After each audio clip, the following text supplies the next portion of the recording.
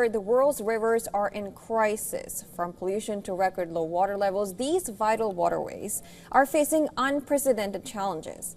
2023 marked a turning point, with many rivers reaching their worst conditions in decades, leaving entire regions in devastation. Our next report tells you more. Pollution in Delhi's Yamuna River is at a staggering new high. Fecal coliform levels have soared to 4.9 million units, 10,000 times higher than the safe limit. Untreated sewage, runoff and insufficient water treatment have turned the once life-giving river into a toxic flow. But Yamuna's struggle is not unique. The UN's Weather Agency report paints a bleak picture. 2023 was the driest year for rivers globally in over 3 decades. Across the planet, climate change and unpredictable weather patterns have dried up water flows. In the Americas, the Mississippi River has fallen to historically low levels. Even the mighty Amazon in South America is at its lowest ever flow, threatening millions of people and ecosystems that depend on it. Water is the basis of life in this planet, but it can also be a force of destruction. One of the key findings of this report is that water becomes increasingly unpredictable, what we call an erratic hydrological cycle, leading to sudden floods, severe droughts, and climate change is one of the causes of these extreme behaviors. This year, dam failures caused by sudden floods wiped out entire communities in Libya. And in East Africa, historic flooding has claimed hundreds of lives, displacing 500,000 people. The UN report also highlights how glacier melt feeding many major rivers has hit its highest level in 50 years, threatening long-term water security for millions. 3.6 billion people face inadequate access to water for 1 month a year, and the figure is expected to rise to 5 billion by 2050. Water is becoming the most telling indicator of our climate's distress. And yet, as a global society, we are not taking bold action to protect this resource.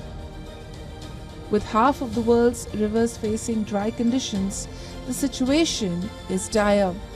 Experts warn that 2024 could bring even more water scarcity and flooding. All right, to discuss more, we have with us former Executive Director of UN Environmental Program, Erik Solheim, who is also a former Minister of Climate and the Environment of Norway. He's joining us from Oslo. Thank you so much for joining us on the show. Now, we know that, let me begin by asking you how serious this issue has become for us and, of course, for the planet. This is a very serious problem. I think everyone is basically aware that last year was the hottest year on record. And one way we see this is the lower water level in rivers all over the planet. A new report from World Meteorological Organization is highlighting this. The biggest water stress last year was in Africa and America, but we also saw somewhat lower water level in big Asian rivers like Ganga and Mekong.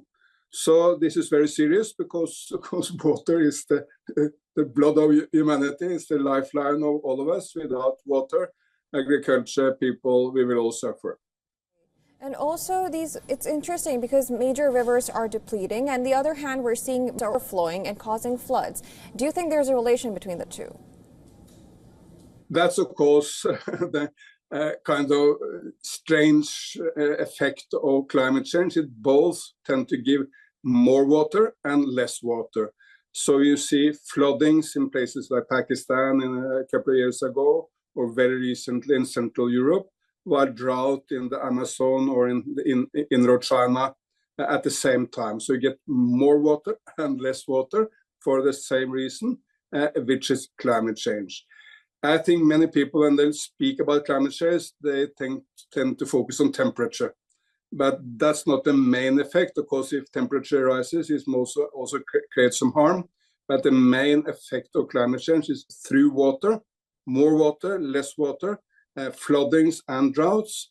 And we need to step up our efforts to try to control this and, of course, to avoid it by struggling hard to avoid climate change. Right.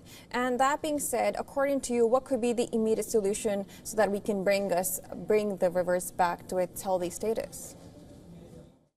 Of course, the long-term solution is to avoid climate change, but there are some remedies humans can take, and let me just point to a few I've seen very recently.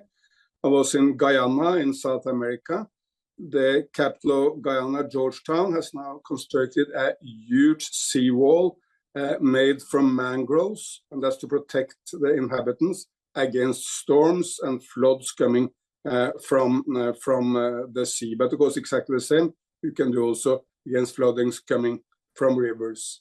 In China, I saw huge hydroelectrical dams. They are producing wonderful green energy for the people of China, but are also, of course, a way to regulate the water in the huge river of Yangtze, and make sure that there are no floodings, no drought, and a regular flow of the water.